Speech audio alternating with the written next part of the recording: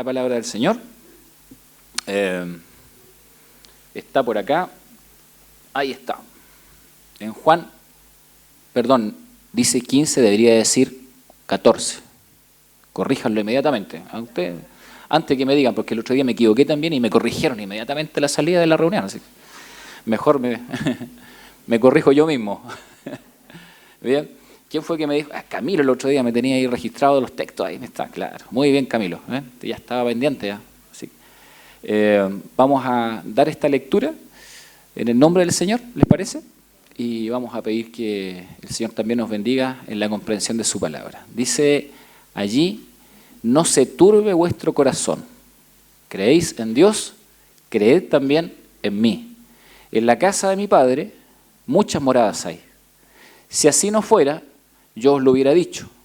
Voy pues a preparar lugar para vosotros, y si me fuere yo os prepararé el lugar, vendré otra vez y os tomaré a mí mismo, para que donde yo estoy, vosotros también estéis.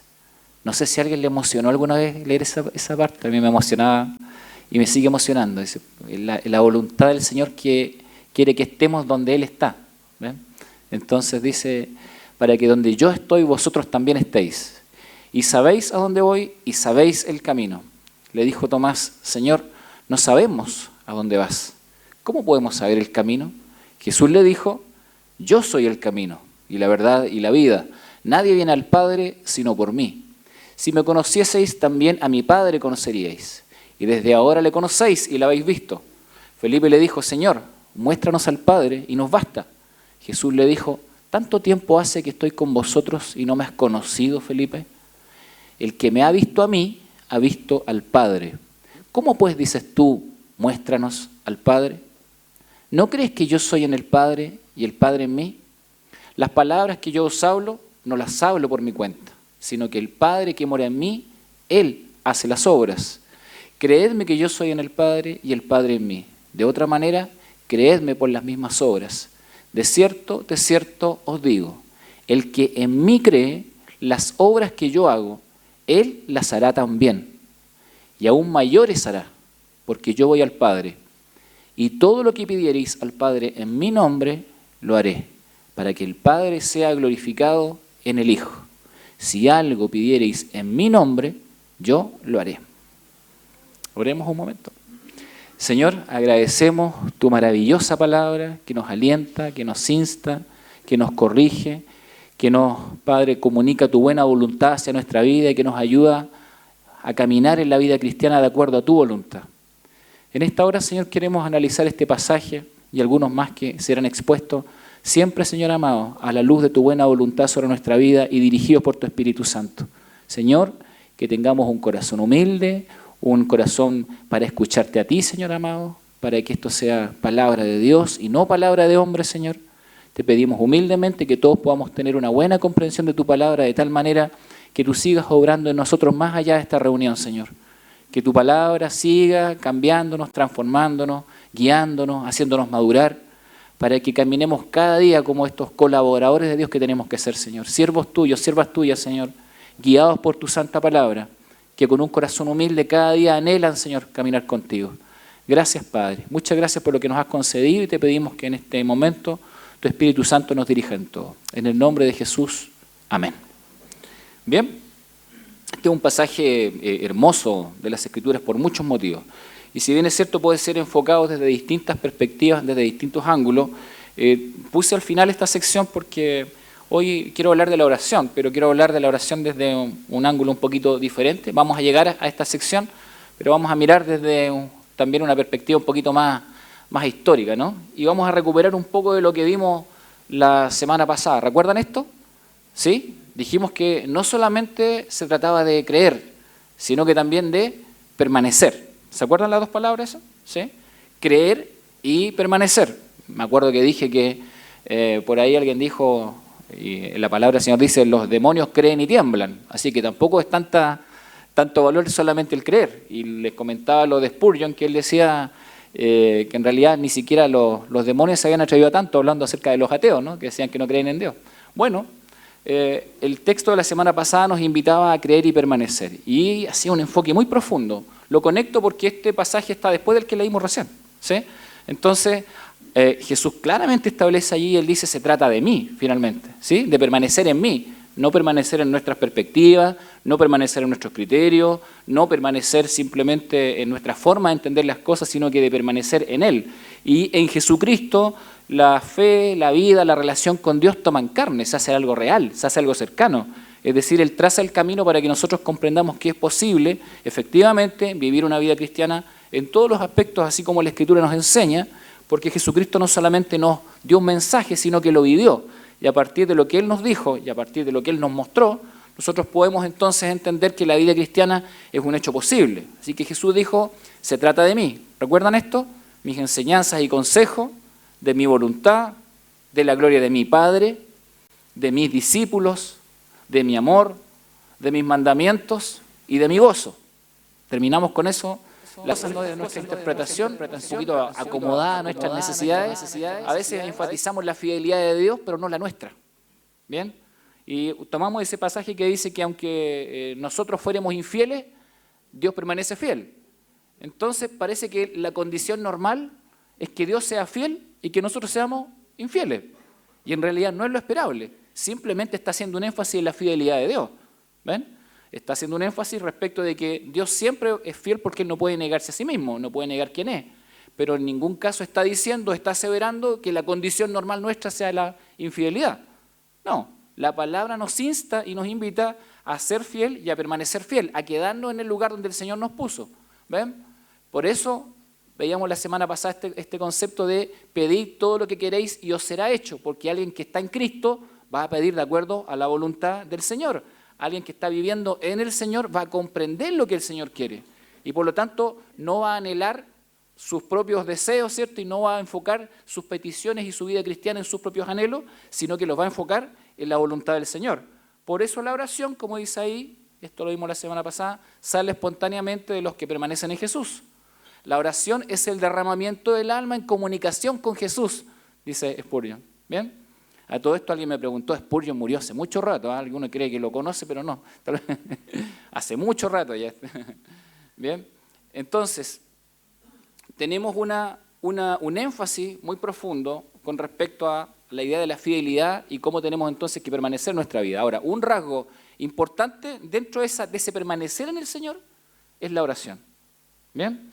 Un rasgo tremendamente relevante es la relación con el Señor, en la permanencia, en la fidelidad, es la oración.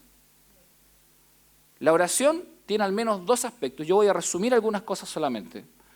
Una, obviamente un elemento simple y otro complejo. ¿Qué es lo simple de la oración? Probablemente definirla, es lo único simple. ¿Sí? Claro, implica un diálogo entre Dios y el ser humano. Es un diálogo. Claramente en la Escritura uno ve un diálogo, una interacción, ¿cierto? Un relacionamiento entre Dios y el ser humano, una relación que Dios hace posible, no que la provoque el ser humano. Dios la hace posible. Entonces la oración es más bien eso. Yo fui formado en otra realidad, a la cual por supuesto respeto, en una realidad católica, y en ese contexto yo aprendí muchos rezos, ¿bien? Y aprendí obviamente que tenía que tener cierto orden y cierta estructura y repetía lo mismo. Sin embargo, después profundizando un poco más en la Escritura me di cuenta que las repeticiones no necesariamente van a conseguir que Dios haga lo que yo quiero. ¿Bien? Por lo tanto, la oración es algo mucho más espontáneo, natural y que surge de una relación con Dios. ¿Bien? Y ahí está el otro aspecto que es el complejo. Claro, la parte compleja de la oración es que depende justamente de esa relación íntima con Dios. ¿Ven? Y cuando hablo de relación íntima con Dios, estoy hablando de que primero tiene que existir una condición básica. El que ora a Dios tiene que creer que Dios existe. Puede parecer muy básico, ¿no? Pero en realidad es algo que a veces las personas olvidan. Incluso hay gente que le va a pedir oración a usted y a una persona que no cree en Dios. Y probablemente le va a decir, tú que estás más cerca de Dios. ¿Le han dicho así alguna vez, no? Sí, sí. Tú que estás más cerca, entonces le pasan la petición a usted. Le pasan la carga. Por si acaso resulta por este lado. También puede estar, no sé, quemando incienso por otro lado, pero le va a pasar la oración a usted. ¿Bien? Bueno, no, la oración se trata de una relación íntima con Dios, de la certeza de la existencia de Dios. Es necesario que el que se acerca a Dios crea que Él existe, ¿cierto? Y que es galardonador de los que le buscan. ¿Ven? O sea, el que se acerca a Dios tiene que creer que Él existe. Así que eso implica una relación íntima. Implica también una relación de confianza, como dice ahí. Es decir, yo estoy consciente de que puedo depositar mis cargas en Él porque Él prometió que podía llevar esas cargas. O sea, es una promesa maravillosa para los hijos del Señor. Jesucristo dijo, venid a mí los que estáis trabajados y cargados y yo os haré descansar. ¿Cuántos de nosotros hemos descansado en el Señor? En distintos momentos de nuestra vida y por supuesto toda nuestra existencia en Él, ¿no? Estamos hablando de una relación de confianza, estamos hablando de una relación de dependencia. Es decir, recuerdan lo que vimos la semana pasada, cuando Jesús dice, separados de mí, nada puede hacer. ¿Ven? Entonces, cada aspecto va haciendo énfasis en esta cuestión que es más compleja.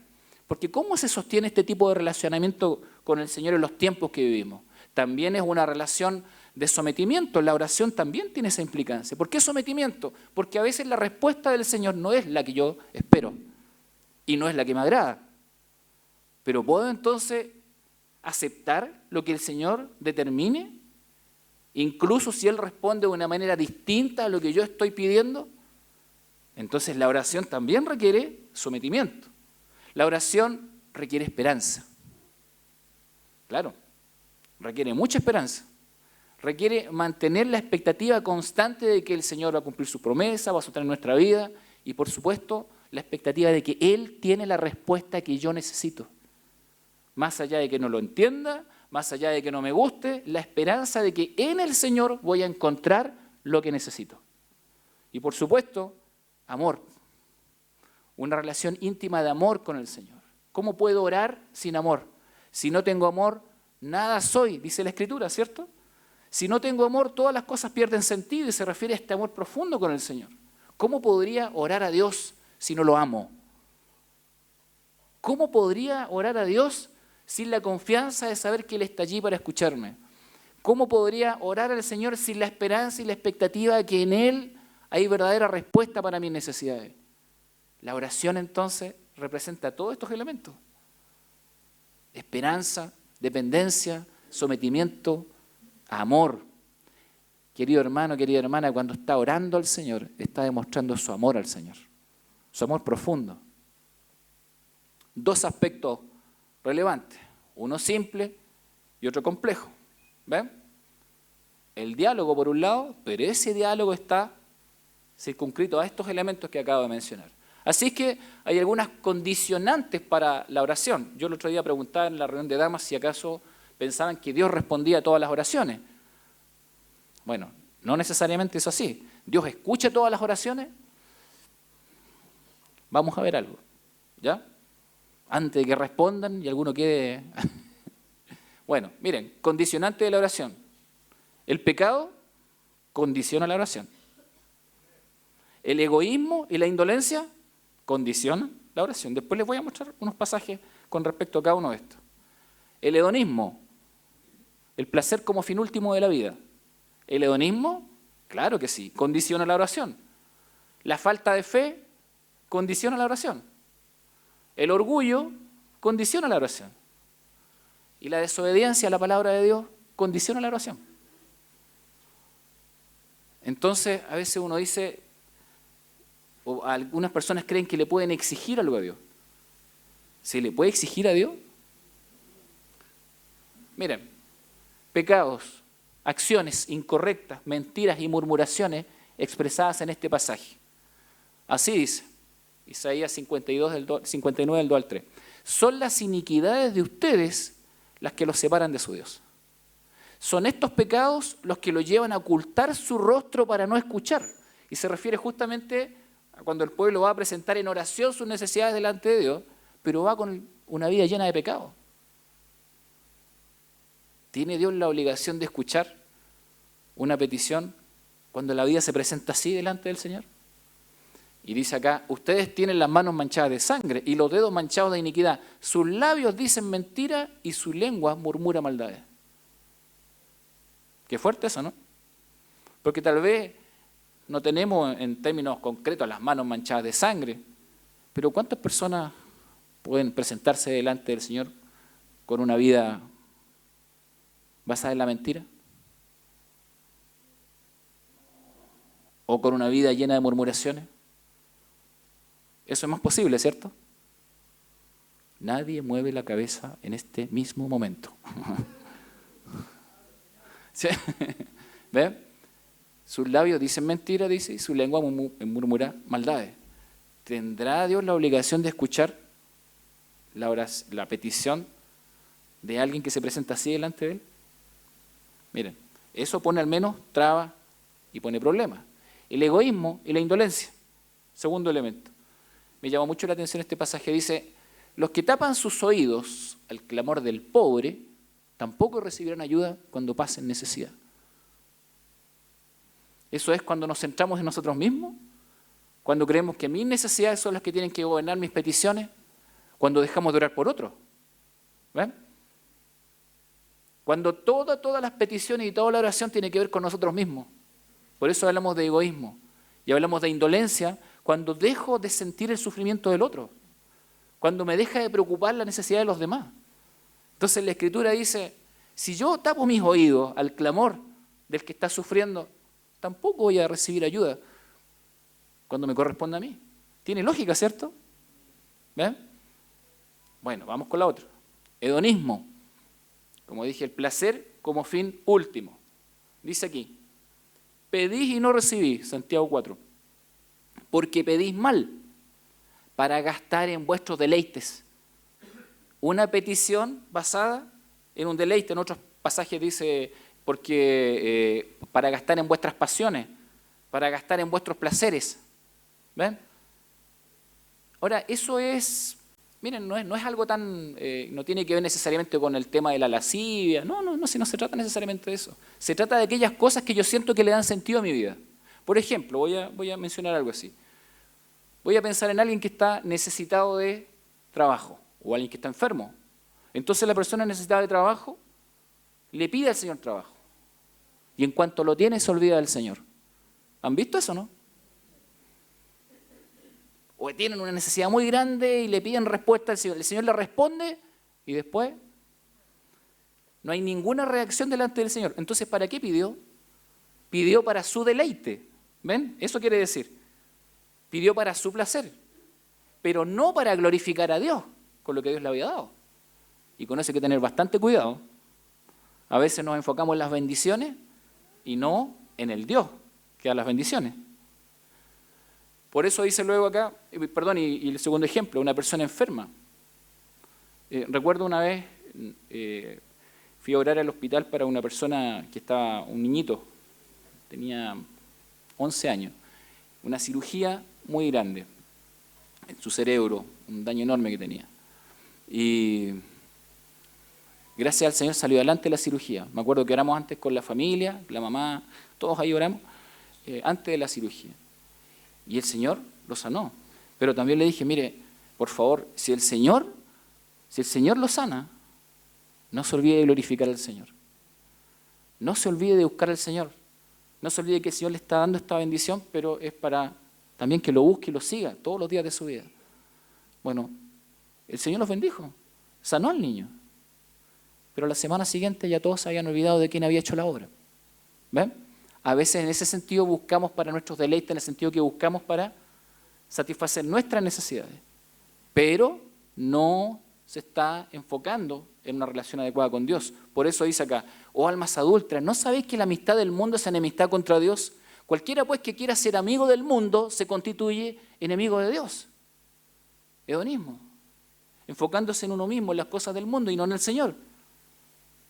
Falta de fe. Dice acá, si necesitan sabiduría, pídansela a nuestro generoso Dios y Él se la dará. No los reprenderá por pedirla. Cuando se la pidan, asegúrense que su fe sea solamente en Dios. Y no duden, porque una persona que duda tiene la lealtad dividida. Y es tan inestable como una ola del mar que el viento arrastra y empuja de un lado a otro. Esas personas no deberían esperar nada del Señor. Qué fuerte, ¿no? Lo que dice. Su lealtad está dividida entre Dios y el mundo y son inestables en todo lo que hacen. ¿Ven? Eso quiere decir que si vamos a buscar al Señor, tenemos que buscarlo a Él. Que si vamos a buscar una respuesta en el Señor, tenemos que buscar una respuesta en Él. No podemos dividir nuestra vida, no podemos dividir nuestra confianza, no podemos dividir nuestra lealtad. Orgullo. Pero ellos se negaron a hacer caso. Desafiantes, volvieron la espalda y se taparon los oídos. Está en Zacarías esto. Para no oír la ley ni las palabras que por medio de los antiguos profetas el Señor de los ejércitos había enviado con su espíritu. Endurecieron su corazón como el diamante. Recibieron la palabra del Señor, la corrección del Señor y decidieron endurecer el corazón. Sabían que lo que les estaba diciendo el Señor estaba bien, pero optaron por endurecer el corazón. Por lo tanto, el Señor de los ejércitos se llenó de ira, dice. Como no me escucharon cuando los llamé, tampoco yo los escucharé cuando ellos me llamen. Es muy fuerte también ese pasaje. En otra sección te dice que el símbolo es así, ¿no? Que el pueblo se tapó los oídos y le dio la espalda a Dios. Esa es la impresión en Zacarías. Entonces Dios les dice, bueno, si ustedes no me quieren escuchar, cuando vengan a pedir yo voy a hacer lo mismo, dice Dios. Yo me voy a tapar los oídos y les voy a dar la espalda. A ver qué van a hacer. Entonces, el orgullo es un gran impedimento en la oración también. Por último, desobediencia a la palabra del Señor. El que aparta su oído para no oír la ley, su oración también es abominable. ¿Ven? Si aparto entonces mi vida de la palabra del Señor, obviamente voy a estar en contra de la voluntad de Dios. Voy a desobedecer al Señor. No voy a querer escuchar la voz del Señor. Voy a dejar de escuchar el consejo de Dios en su palabra. Por lo tanto, ¿qué oración puede surgir del corazón de una persona que ha desechado la palabra de Dios? De la abundancia del corazón habla la boca. ¿Ve? Entonces, si su corazón no se llena de la palabra del Señor, ¿qué es lo que se va a expresar delante del Señor? Bueno, ahí tenemos 6 elementos. A partir de esto mismo hay 2 grandes problemas para la oración. Uno, y son elementos que Jesús toca en el pasaje de Juan 14. La angustia y lo otro, el temor. Porque si mi vida no está en una relación íntima con el Señor, lo más probable es que lo que embargue mi corazón en los momentos de conflicto sea o la angustia o sea el temor.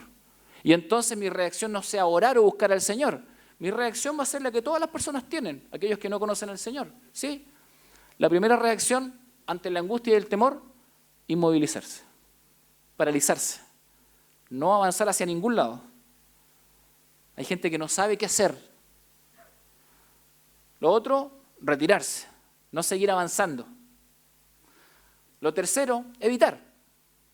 Hay gente que va por la vida evitando las cosas, no resolviéndolas, evitándolas. Por último, y esto sería lo correcto, confrontar, enfrentar, ir adelante. Pero lamentablemente, muy pocas personas toman ese camino. Bueno, ¿sabes lo que es eso, no? Un pajarito. Bueno, está bien. ¿El nombre de científico, por favor, Mito? ¿No?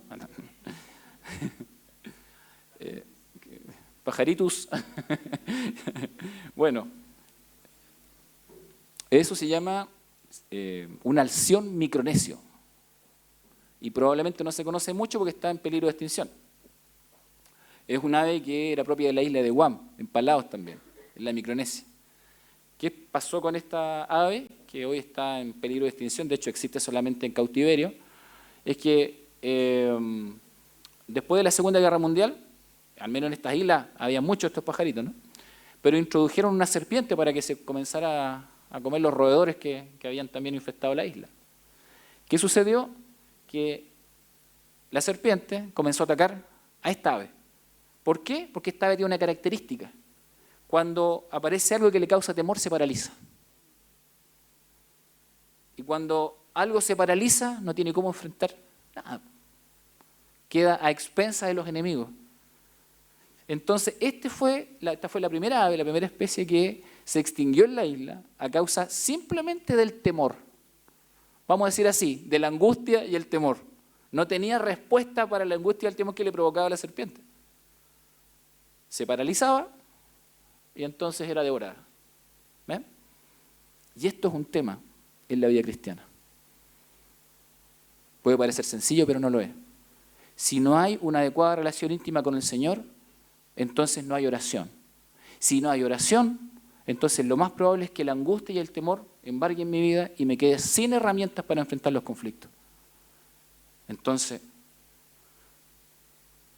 uno puede preguntarse, ¿no? ¿Hay algo hoy que te esté paralizando? ¿Que te esté inmovilizando? Porque después de la predicación vamos a orar, pero vamos a tener que orar con convicción, con fe, creyendo que Dios existe. Creemos que Él existe, ¿cierto? ¿Ven? ¿Hay algo que hoy te esté paralizando? Bueno, consideremos algunos aspectos de la oración. Primero, la oración inicia en el corazón de Dios, no inicia en el ser humano. ¿Ven? Eso es muy importante. Cuando uno mira las Escrituras, el que inaugura la oración es Dios. Es Dios el que le enseña a orar a las personas. Es Dios el que se acerca. Es Dios el que le hace ver sus necesidades. ¿Quién se acerca en primera instancia a Adán y Eva para hacerle ver su pecado? Es Dios. ¿Ven? ¿Quién le pregunta o le hace las preguntas para que ellos puedan reaccionar en medio de su situación de confusión? Es Dios. Él se acerca. Si miras después, más adelante, te vas a dar cuenta de que en muchas ocasiones ocurre exactamente lo mismo. Ayer me di el tiempo de leer bastante del Génesis, ¿no? Y estaba leyendo cuántas veces oró Noé delante de Dios. Estaba pensando en eso, un hombre que estaba metido en una crisis tremenda y estaba tratando de buscar dónde había orado. ¿Saben cuántas veces ora Noé? ¿Nadie sabe?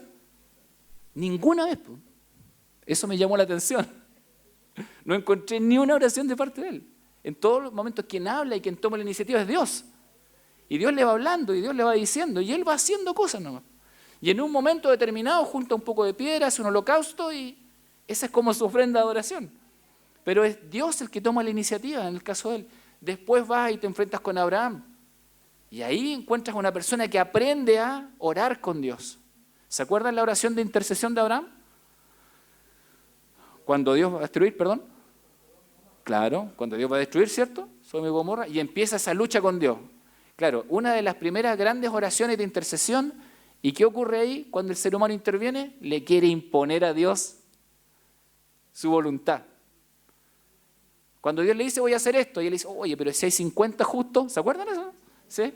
Si hay 50 justos, ya está bien, por 50 no lo hago. Obviamente que Dios ya tiene su voluntad definida, no le está enseñando que no puede doblegar su voluntad. Después le dice, bueno, pero por 5 menos 45. Y ahí empieza a bajar, ¿cierto? ¿Hasta cuánto llega? Hasta 10, ¿cierto? Y ahí dice, bueno, si encontramos 10 justos no la voy a destruir. ¿Qué pasó? No había ni 10 justos. Dios sabía eso. Bueno, entonces, en la primera oración de intercesión que tenemos en la Biblia, está Abraham totalmente perdido en lo que está pidiendo. ¿Ven? Entonces, lo que te demuestra la Biblia es que el que toma la iniciativa en la oración es Dios. Dios va enseñando y Dios va guiando. Y el ser humano muchas veces toma malas decisiones. ¿Recuerdan cuando están los discípulos y tienen la maravillosa oportunidad de pedirle a Jesús? A Jesús, hermano. Jesús les da la oportunidad de dialogar con ellos. Entonces le dicen ellos, se acercan. Bueno, quisiéramos que nos concedas algo. ¿A alguien le suena esa frase? Quisiéramos que nos concedas algo. Bueno, ¿qué quieren? Dice el Señor. Que cuando estemos en tu reino, uno se sienta a la derecha y el otro se sienta a la izquierda. Yo a veces pienso, teniendo tanta oportunidad de pedirle algo al Señor diferente, pides algo que obviamente busca engrandecerte, es decir, hay una perspectiva humana en la oración. En gran parte de la Biblia nos vamos a encontrar con eso. Dios corrigiendo, Dios enseñando, Dios acompañando, llamando la atención. Jesús les pregunta, ellos sí, le dicen, oye, le dice usted, ¿pueden ser bautizados con el bautismo con el que yo voy a ser bautizado? Y ellos dicen, sí, por supuesto, no tenían ni idea que se refería a la muerte. Claro, Jesús les está diciendo, van a tener que morir como yo. Si hubiesen entendido la oración en ese instante, bueno. Y muchas veces en la Biblia ocurre exactamente eso. Es Dios enseñando, es Dios guiando, es Dios acompañando. Así es que la oración inicia en el corazón de Dios. Es Él el que la inaugura. Eso significa, y aquí hay algo importante, Dios conoce nuestras necesidades. Sí, las conoce. Obviamente tenemos que exponérselas, pero la Escritura dice que Dios conoce perfectamente nuestras necesidades. Es más, las conoce mejor que nosotros mismos.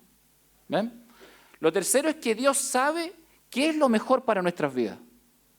¿Creemos en eso? ¿Sí? Dios sabe qué es lo mejor. Pero lo mejor de esto es que Dios quiere lo mejor para nuestras vidas. No solamente lo sabe, sino que lo quiere. Y por supuesto, en Cristo Dios nos ha provisto lo mejor para nuestras vidas. Por último, la meta al orar entonces no es imponerle nuestra voluntad a Dios. La meta al orar no es imponerle nuestros criterios a Dios. La meta al orar es encontrarnos con la voluntad de Dios. Es encontrarnos con lo que Él ya ha establecido, con lo que Él ha decidido, con lo que Él ha encaminado. Es encontrarnos con el Dios que conoce nuestras necesidades, que conoce lo mejor para nuestras vidas. Aquel que ya en Cristo ha provisto todo lo necesario. ¿Ven? En la oración nos encontramos con la voluntad del Señor. Nos encontramos con Él. Por eso dice 1 de Juan, y esta es la confianza que tenemos en Él, que si pedimos alguna cosa conforme a su voluntad, Él nos oye. ¿Ven? Encontrarnos con la voluntad del Señor, encontrarnos con Él. Llego finalmente al pasaje que leímos en un comienzo. No se turbe vuestro corazón. La palabra turbarse significa no se angustien, quiere decir eso. Y la palabra en el griego significa, es como un agua que está tranquilita y que de repente le cae algo. ¿Han visto cuando cae una roca en el agua tranquila? ¿Cierto? Y genera este oleaje. A eso se refiere con turbarse o angustiarse. Que de repente en la tranquilidad de tu vida algo pasa que provoca que todo se estremezca. Entonces Jesús está diciendo que no te pase eso, porque cosas van a pasar siempre, ¿no? Que no ocurra algo que estremezca tu vida y te desestabilice completamente. ¿Cuál es la clave? Dice el Señor. Cree en Dios y cree también en mí. Entonces Jesús lo que va a hacer es trazar el marco de confianza sobre el cual nosotros podemos orar. Nosotros podemos orar con seguridad al Señor porque nuestro futuro y nuestro destino ya están en las manos de Él.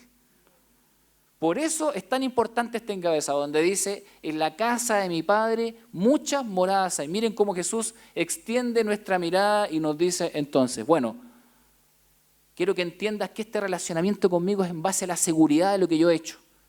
Tu morada celestial está segura. Tu destino está seguro. Tu vida está segura en Cristo. Así es que es más, dice Jesucristo, lo que quiero que entiendan es que yo me voy a preparar un lugar para ustedes. Esto es muy personal, es muy relacional. Para que donde yo estoy, vosotros también estéis. No conocemos el camino. Y Jesús dice, yo soy el camino, la verdad y la vida. Nadie viene al Padre sino por mí. Por lo tanto, en Cristo el Señor ha expresado su buena voluntad y nos ha dado la plena seguridad. Nuestra oración, queridos hermanos, está en el marco de la seguridad de estar en Cristo Jesús. Los que permanecen en Cristo, entonces pueden orar con paz, con tranquilidad, con fe, con confianza. Porque en Cristo el Señor ya ha respondido a nuestras necesidades. El que me ha visto a mí, ha visto al Padre. Y es por eso entonces que va a decir, todo lo que pidierais al Padre en mi nombre lo haré, para que el Padre sea glorificado en el Hijo. Si algo pidierais en mi nombre, yo lo haré. Pero agrega luego, está el Padre, está el Hijo, ¿y quién falta para la garantía completa? El Espíritu Santo. Miren cómo menciona Jesús esto y nos pone el marco de la seguridad en la cual nosotros podemos pedir al Señor. Dice acá, si me amáis, guardad mis mandamientos, y yo rogaré al Padre y os dará otro consolador. Me gusta esa expresión porque el Señor está enseñándonos a orar, orando. Dice, yo voy a rogar al Padre. Es una oración por nosotros también. Y os dará otro consolador para que esté con vosotros para siempre. El Espíritu de verdad, al cual el mundo no puede recibir. ¿Cómo entonces podría orar una persona que no conoce al Señor? Porque no le ve, ni le conoce, pero vosotros le conocéis, porque mora con vosotros y estará en vosotros.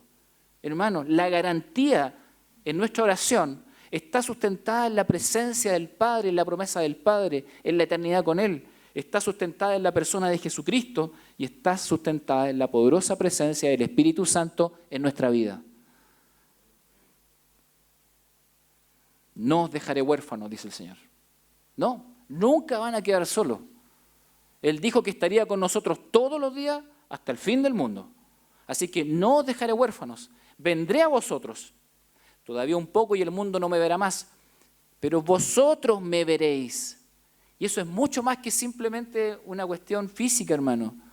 El Señor está diciendo, ustedes me van a ver. ¿Vemos a Cristo en nuestra vida? ¿Vemos su obra en nuestra vida? Parece que no tanto, ¿sí? ¿Vemos a Cristo en nuestra vida, hermano? ¿Ven? Y agrega el texto, porque yo vivo, vosotros también viviréis. Ese es el marco de nuestra oración. Es la confianza de la resurrección de Jesús y en el hecho de que nosotros también resucitaremos en Él. Nuestra vida está segura en Él. En aquel día, vosotros conoceréis que yo estoy en mi Padre y vosotros en mí y yo en vosotros. En esta relación, permaneciendo en Cristo, permaneciendo en el Señor, entonces nuestra oración tiene pleno poder. Pero no tiene poder porque esté basada en las capacidades humanas. La oración tiene poder porque está basada en la presencia gloriosa del Padre, del Hijo y del Espíritu Santo. Y el texto nos agrega algo hermoso. ¿Cuándo creen ustedes que se comenzó a decir en el nombre de Jesús?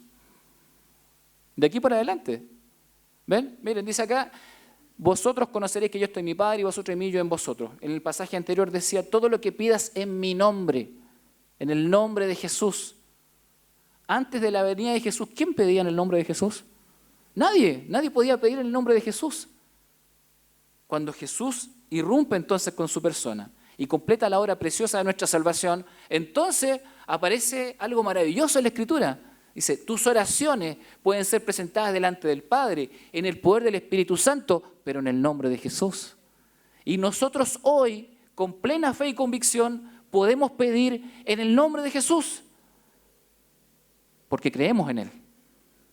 Porque creemos que Él vive, porque creemos que Él está en medio de nosotros, porque creemos que de forma milagrosa y maravillosa, Dios el Padre, Dios el Hijo y Dios el Espíritu Santo están presentes en la vida de la iglesia y están presentes cuando oramos delante de Él. El Señor está aquí, queridos hermanos, y el Señor está dispuesto a escuchar nuestras peticiones, pero las peticiones tienen que salir de un corazón que no tenga duda. Y no se trata de, y aquí está a veces el error, ¿no? Como fe en que se va a cumplir lo que yo quiero. No se trata de ese tipo de fe. Se trata de la fe y la convicción de que yo estoy orando, buscando la voluntad del Señor y que la presencia del Padre, del Hijo y del Espíritu Santo están aquí cuando la iglesia se pone de pie, glorifica al Señor y ora delante de su presencia. Estoy orando a la presencia viva y real del Señor. ¿Creemos eso? Aquí, en este contexto estoy orando. Y entonces, queridos hermanos, creo que podemos ver respuesta a las peticiones que podamos presentar delante de su presencia. Si nos acercamos con un corazón humilde, si nos acercamos entonces con un corazón lleno de gratitud, si nos acercamos creyendo que Él existe y que Él está en medio nuestro, si nos acercamos creyendo que Él tiene poder para orar, pero también aceptando que es su voluntad la que tiene que hacerse. En eso consiste la humildad. Así es que les propongo algo. Les propongo que oremos. ¿Alguien quiere orar? No, muchos quieren orar. A ver, por aquí. Voy a preguntar uno por uno. Me disculpan en YouTube, pero voy a... ¿Alguien quiere orar? ¿Sí? Vamos a orar al Señor con la convicción de que Él está aquí. Padre, Hijo y Espíritu Santo, que nos guíen en su buena voluntad.